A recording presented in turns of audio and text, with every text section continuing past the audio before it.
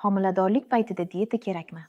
Agar sizning ovqatingiz muvozanatli bo'lsa, turli xil taomlar iste'mol qilsangiz va tahlillaringiz yaxshi bo'lsa, hech qanday maxsus dieta talab qilinmaydi. Lekin bunday holat kamdan kam uchraydi.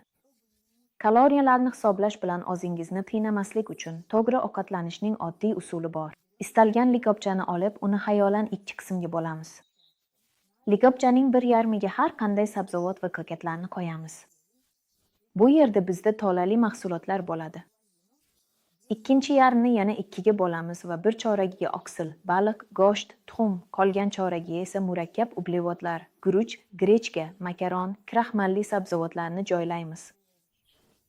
Mana shunday oddiy usul organizm ehtiyojlarini qondirishga yordam beradi va o'zingizni murakkab hisob-kitoblardan qiynamaysiz. Yana homiladorlik davrida fast food, chipslar, snacklar, gazli ichimliklar, oq tozalangan un mahsulotlari, palma yogi, tort va konfetlarni kamaytirish, yaxshisi butunlay chiqarib tashlash kerak. Albatta, biz alkogolni ham chiqarib tashlaymiz, chunki u zaharli va hatto kichik dozada ham platsenta orqali o'tadi. Har ehtimolga qarshi yana shuni aytaman, homiladorlik davrida vazn yo'qotish uchun maxsus dieta qilish mutlaqo mumkin emas.